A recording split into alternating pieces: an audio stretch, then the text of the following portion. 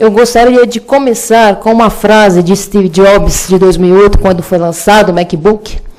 Então, naquela época, ele disse, algo de novo no ar.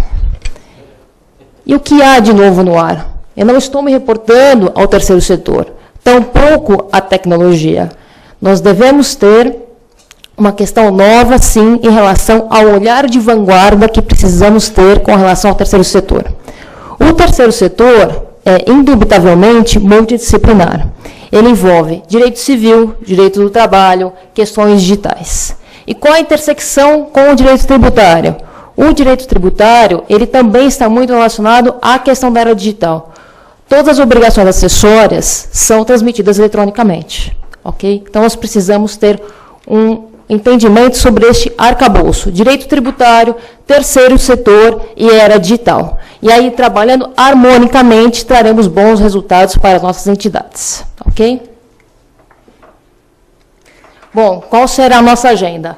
Antes de entendermos o consequente, que são os impactos do terceiro setor da questão da era digital, nós precisamos entender o cenário atual da carga tributária, que afeta, sim, as entidades do terceiro setor. O segundo ponto, o cruzamento de dados, que é feito entre os órgãos públicos. E o último ponto, que são os impactos no terceiro setor da questão da era digital, as certificações e as execuções fiscais. Cenário atual da carga tributária. Primeiro, nós precisamos entender o que é carga tributária. Muito se fala em carga tributária em todo e qualquer tipo de mídia. Então, vamos entender o que é carga tributária. Carga tributária é o somatório do esforço financeiro dos contribuintes, pessoas físicas e jurídicas, dos tributos que são pagos nas esferas federal, estadual e municipal num determinado período. Cronologicamente falando, em 2011, a carga tributária atingiu 35,31% percentual, ou seja, subiu 1,78% relativamente a 2010. Em 2012, apesar das desonerações tributárias do governo federal, nós mantivemos a carga tributária, não houve oscilação de grande relevância. Em 2013, nós tivemos a festejada resolução número 1 do Senado, que trouxe a questão de que o Senado ele vai anualmente avaliar o sistema tributário nacional. Okay? Então, esta resolução do Senado, que foi publicada em março de 2013, foi extremamente festejada para que efetivamente haja um controle sobre o funcionamento do sistema tributário nacional em todos os níveis. Aqui eu trouxe para vocês um quadro ilustrativo, porque eu sei que hoje nós temos aqui não advogados. Este é o mapa tributário brasileiro atualmente, e eu grifei as contribuições previdenciárias, porque hoje é um ponto nevrálgico das instituições do terceiro setor, por conta das certificações. Quem tem certificação é imune à cota patronal. Quem não tem certificação está fadado ao pagamento desta alta contribuição. Esta é uma simulação de uma empresa de serviços optante pelo lucro real. E a pergunta seria, Vanessa, por que você trouxe este gráfico de uma empresa optante pelo lucro real que não se coaduna com a entidade do terceiro setor? Simplesmente para mostrar a vocês que não importa a atividade que você exerça, você fatalmente terá a maior fatia do bolo na cota patronal, inclusive para as entidades do terceiro setor. Por isso, devemos observar hoje e sempre ITG 2002 e todas as questões de obrigações acessórias. Ok? Bom, vamos então para a grande brincadeira de cruzamento de dados. Bom, eu queria dizer a vocês que não estamos sozinhos. Não fiquem carentes, nunca estamos sozinhos. Essa é a grande verdade, né? Então, o que acontece? Toda vez que você, uma entidade sem fins lucrativos, terceiro setor, ela tem um CNPJ. Então, ela faz atividades através deste número. Quando ela compra um veículo, tem informação no Detran. Quando ela tem uma aplicação financeira, uma conta corrente, informação nos bancos. Cartórios, compra e venda de imóveis por entidades sem fins lucrativos e com pessoas jurídicas em geral. E aí, então, você diz, eu comprei, eu fiz, e ninguém vai saber? Vai, fatalmente saberá. Por quê? Por exemplo, os Detrans, quando a compra e venda de veículos, os Detrans informam a Receita Federal. Então, está vinculado ao seu CNPJ. Ok? Tanto assim, quando você for pedir a sua imunidade do PVA na Secretaria da Fazenda, haverá uma intersecção de dados entre a Secretaria da Fazenda, Detran e a Receita Federal. Os bancos são obrigados a informar todas as movimentações financeiras superiores a R$10 mil no semestre, ok? inclusive de nós, instituições sem fins lucrativos. Então, todas as entidades têm movimentações superiores a R$10 mil no semestre. Então, os bancos têm que transmitir a DIMOF, que é uma obrigação acessória, informando essas movimentações. O mesmo ocorre para os cartórios de registro de imóveis. Nós temos a DOI e temos a DIMOB.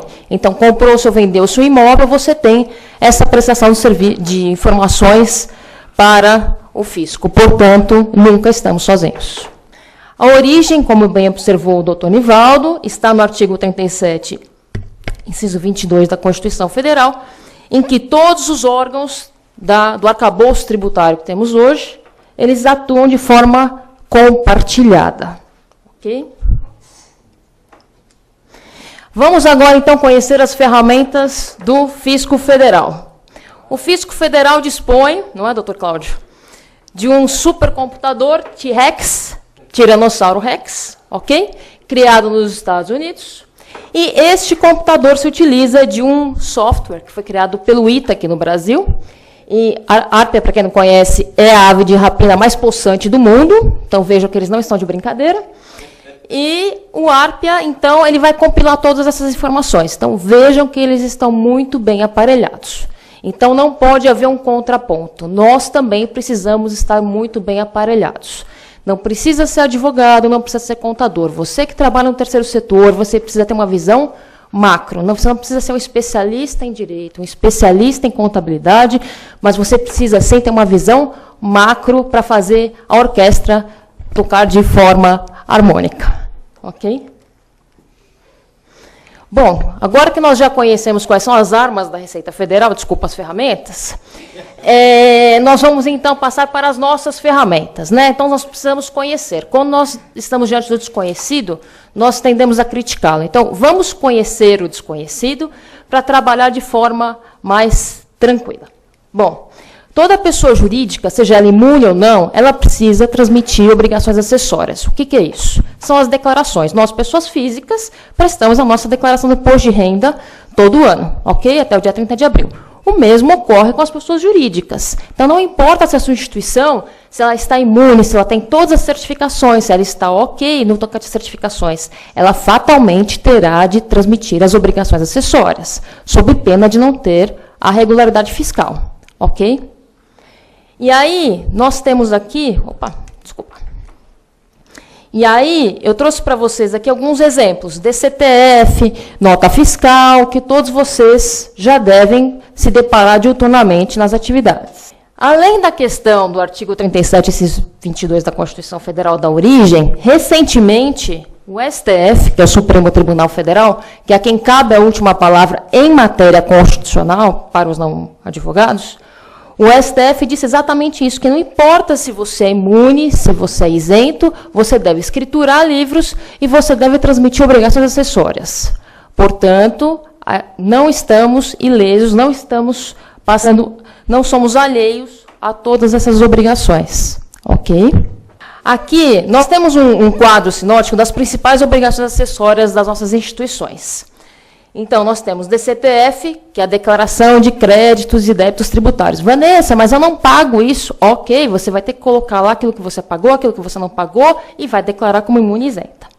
A DACOM, ela vale para pessoas imunes, cujo valor mensal seja superior a R$10 mil. Ok? Então, existe um teto. Se eu superar esse teto, aí eu vou precisar transmitir a DACOM. DACOM é para quê? PIS/COFINS. Então, entidades sem fins lucrativos, apesar de ser imunes, de ter certificação, mesmo o SEBAS, tem de recolher 1% do PIS sobre folha. Então, o PIS sobre folha vai estar aqui na DACOM. Ok? O mesmo vale para o FD Contribuições. Tá? DIPJ, que na verdade é a fotografia da instituição, a prestação de uma declaração anual, e ali você tem os imóveis, ali você tem os veículos, tudo que a entidade tem. A DIRF, que traz as retenções na fonte, né? Então, se você tem funcionários, você fatalmente terá retenções na fonte, e, portanto, constarão aqui na DIRF. E a emissão de notas fiscais. Ok? E qual é a importância de tudo isso? Se essas declarações não são emitidas, isto gera uma aplicação de multa. Uma aplicação de multa que, a princípio, parece não trazer nenhum problema para a instituição. Só que se essa multa não é paga a tempo e modo e a declaração não é corrigida, esta multa vai para a conta corrente da instituição, que é aquele extrato online que nós tiramos pela certificação digital no site da Receita Federal, e isso não vai deixar com que eu consiga a minha certidão negativa de débitos ou positiva com negativa de débito, ou positiva com efeito de negativa, desculpa. Ok? Então, precisamos estar muito atentos a todo este arcabouço e sempre colaborar com os nossos contadores para que a coisa saia efetivamente redonda. Esse cruzamento eletrônico, eu trouxe aqui um exemplo para vocês. A DACOM, por exemplo, que é sobre PIS/COFINS, ela é confrontada com todas estas outras declarações. O UFD Contribuições, a mesma situação. Então, veja, de uma, eles partem para todas as demais. Então, precisamos ter uma razoabilidade e uma congruência entre as informações. Eu não posso informar um aqui e um mais um aqui. Eu tenho que informar um e um, isso tem que cruzar e tem de bater. Este é um exemplo das principais fontes de informação que o fisco tem. Então, nós temos aqui, por exemplo, o EFD, nós temos nota fiscal, nós temos aqui os bancos. Os bancos são grandes auxiliares do fisco, né? Porque com essa questão de DIMOF, todas as movimentações, tudo aquilo que supera R$10 mil vai para o fisco. Então, a gente vê aqui os bancos, EFD, nota fiscal paulista, e todas as demais, inclusive a emissão de nota fiscal, para quando você tem um bazar, você faz uma nota de entrada, faz uma nota de saída, tem uma doação, isso daqui também vai entrar isso aqui dentro deste emaranhado de informações. Bom, e quando que a Receita Federal se atentou para esse fato? A Receita Federal criou o programa Alerta. O que é o programa Alerta? É um programa que foi criado lá em maio de 2012, em que a Receita Federal soltou milhares de notificações para alguns ramos, ok? Principalmente para empresas do lucro presumido. E aí lá eles descobriram um gap de milhões e deram oportunidade para aqueles contribuintes se autorregularizarem antes de qualquer fiscalização. O mesmo ocorreu aqui conosco. Em dezembro de 2012, a Receita Federal soltou 2.000 cartas, ofícios, né, na verdade, para os contribuintes, principalmente para questões do SEBAS. O que eles fizeram? Eles cruzaram as CEFIPs e as informações do Ministério da Saúde, da Educação e do MDS para saber se essa entidade de fato era imune, se ela tinha o SEBAS. Então, com isso, eles soltaram essas 2.000 notificações. Então, qual é o caso prático que nós trazemos aqui? Se você tem o SEBAS, você pode transmitir a CEFIP com o código 639, que é imune. Se você não tem o SEBAS, você não pode transmitir a CEFIP com o código 639 imune, porque fatalmente a sua instituição estará fadada a ter um auto de infração, onde se tem principal, juros e multa dos últimos 5 anos. Então, se trabalharmos preventivamente, primeira coisa, em se tratando de cota patronal, precisamos transmitir a nossa CEFIP com o código correto. Tem o SEBAS? Ok, código 639. Não tem o SEBAS? Não posso me utilizar desse código. Ok? Bom, aqui o histórico do programa Alerta, que nós já conversamos. Então, a Receita Federal identificou um gap de 922 milhões de reais, e aí deu essa oportunidade para os contribuintes se manifestarem, se autorregularizarem. Aqui nós temos a questão do SPED, que foi muito bem tratada pelo doutor Nivaldo, que também deve ser observada e que tem essa intersecção com o direito tributário, quer dizer, tem de ser uma grande orquestra harmônica. E na esfera municipal, nós temos uma questão muito curiosa, que é a questão da nota fiscal de serviços. Então, muitas instituições são imunes e, porque estão nessa situação, entendem que não devem cumprir as obrigações. Então, não emitem nota. Este é um ponto nevrálgico, porque a não emissão de nota, ela vai causar aplicação de multa. Segundo ponto, se a entidade não tem um processo de imunidade chancelado pela Prefeitura de São Paulo, ela não pode emitir nota fiscal com código de imune. Este é o ponto. Porque a Prefeitura Municipal, a exemplo do que fez a Receita Federal em 2012, já está emitindo notificações para que os contribuintes que se declaram como imunes em notas fiscais apresentem a publicação no DOM de que efetivamente tem um processo chancelado. Ok? Então, se eu quero a imunidade do ISS, eu tenho de ir à prefeitura, montar um dossiê, fazer um protocolo e ter o ok no DOM aqui de São Paulo. Eu não posso simplesmente emitir nota, uma instituição de educação, por exemplo, emitir milhares de notas como imune, se imune não sou. Ok? Então, eu preciso ter um ok do poder público. Diante de todo este cenário, o que devemos fazer, então? Primeira coisa, zelar pela eficiência dos controles internos. Segundo, cumprir as obrigações acessórias a tempo e modo, porque o fisco pode me fiscalizar no tocante aos últimos 5 anos. E uma vez detectado o equívoco, a declaração deve ser recolhida, deve ser retificada, e o tributo recolhido, se for o caso. Então, identificou um gap, há um problema, ele tem de ser resolvido, porque senão este probleminha virará um problemão e vai impactar a tua regularidade fiscal lá na frente, que impactará as suas certidões e as suas certificações. Ok? Tudo bem? Bom, aí eu trouxe 2 assuntos que são pontos que estão latentes nas instituições na atualidade. A questão das certificações e das execuções fiscais no que tange a questão da era digital. Primeiro, a gente vai começar com o SEBAS. O SEBAS, como os senhores sabem, ele pode estar ligado à área de educação, assistência social ou saúde. Então, primeira coisa, eu olho o meu estatuto e vejo qual a área que eu atuo. Sendo que pode haver uma atividade mista aqui, né? Bom, o SEBAS, ele tem que estar concatenado com o Estatuto Social, então não adianta fazer Ctrl+C, Ctrl+V com o Estatuto da entidade do lado. Então, precisa fazer o seu estatuto de acordo com as suas diretrizes para não ter problema. Eu preciso ter os controles internos, eu preciso ter um plano de contas, como bem disse o Dr. Tosi, eu preciso ter escrituração contábil de acordo com a ITG 2002, por conta de uma exigência legal. Eu preciso ter regularidade fiscal e obrigações acessórias, ok, e prestação de contas. Então, vejam que o SEBAS, na verdade, é um arcabouço, é um polvo sem fim, na verdade, né? Porque ele tem uma série de exigências e um gap aqui faz com que você não consiga a sua certificação e, portanto, que você não seja efetivamente imune com a chancela do poder público para não recolher a cota patronal. Bom, estamos falando de SEBAS, portanto, a imunidade não é isenção, porque é um dispositivo que está dentro da Constituição Federal.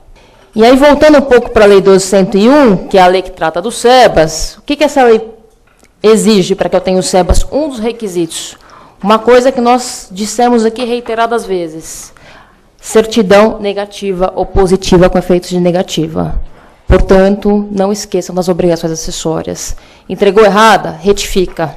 Mas não deixe de entregá-las, porque isso vai gerar um apontamento no sua conta corrente, e isso aqui vai obstar a emissão da certidão negativa ou positiva com efeito de negativa. Vejam a importância daquele emaranhado de declarações que nós tratamos aqui hoje. E INSS também, doutora? Aqui? Na verdade, ela é conjunta, né? Tem a do INSS e da Receita? Isso, ela é conjunta. Não, do INSS é outra. Também. E mantém a escrituração contábil regular, que nós já falamos por reiteradas vezes aqui hoje neste seminário. Então, vejam a importância de todo este emaranhado de informações. Então, para que tenhamos o SEBAS, nós precisamos cumprir o SPED e a ITG 2002, nós precisamos ter as obrigações acessórias em dia, de forma a ter regularidade fiscal.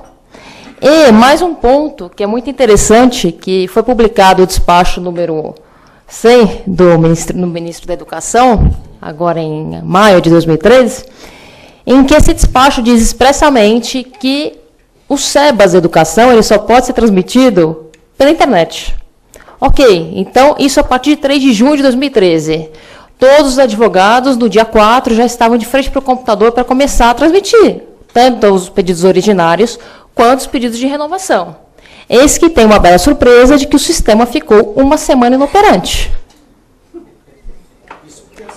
Isto não faz sentido, não é? Então, vejam, não é só questão tributária. A tendência é que o próprio SEBAS seja enviado totalmente de forma eletrônica. Então, vejam a importância de conhecermos toda essa gama de informações e nos prepararmos para o mundo que está à nossa frente. E agora o nosso último tópico, que são as execuções fiscais. Para os não advogados, execução fiscal é o meio que o fisco tem na esfera judicial de cobrar o contribuinte. Então, se você tem um crédito, um débito tributário não pago, ele vai ser cobrado via execução fiscal, onde o contribuinte tem 5 dias para apresentar a garantia ou para pagar o débito. É mais ou menos isso, só em linhas gerais, para a gente conseguir entender por que tratamos disso. Okay? Por que a prevenção deve se sobrepor à repressão no terceiro setor? Porque eu preciso gerenciar a minha entidade, a entidade onde eu trabalho, com o binômio capacidade e oportunidade. Eu não posso deixar as coisas passarem. Eu tenho que ter embora seja uma entidade sem fins lucrativos, eu preciso ter uma mente gerencial. Ou seja, eu preciso ter eficiência, transparência e ter uma gestão sustentável. Isto é sinônimo de prevenção. É não ter surpresa. Ok? É não ter surpresa. É trabalhar, estar sempre um passo à frente daquilo que vai acontecer. E a repressão? O que é a repressão? A repressão é impedir que um débito vire uma execução fiscal. Porque tudo que uma instituição não quer é uma execução fiscal. Por quê? Primeiro, por conta do risco. Eu preciso ver se a minha tese e os meus documentos estão em consonância com aquilo que eu estou dizendo. Primeiro, eu tenho que ter documento provando. Segundo, eu tenho que estar em consonância com o entendimento dos tribunais superiores, ok? Para não causar um risco para a instituição, até por conta da regularidade fiscal. A questão temporal, que é a morosidade do Poder Judiciário, nós todos já conhecemos este ponto. A necessidade de apresentação de garantia em sede de execução fiscal, eu preciso garantir o juízo para poder me defender, salvo alguns pontos técnicos de exceção de pré-executividade, que a gente não vai entrar aqui hoje, porque não é pauta deste seminário. E o custo, né? Eu tenho os custos processuais, eu tenho os honorários, e tudo isso demora muito. Então, vamos cumprir as nossas obrigações, vamos transmitir, vamos ter os nossos certificados em dia, ok? E vamos evitar um passivo tributário para as nossas instituições, que já sofrem demais com falta de recursos, então a gente precisa trabalhar bem na outra ponta, né? E, para terminar, eu queria dizer para vocês que nós devemos, a recomendação que nós damos é para pensarmos globalmente e agirmos localmente, em termos tributários, no que tange a esfera do terceiro setor. Por quê? Se eu penso globalmente e ajo localmente, eu ajo com eficiência, transparência e tenho uma gestão sustentável. Estou sempre à frente do próximo passo. Ok?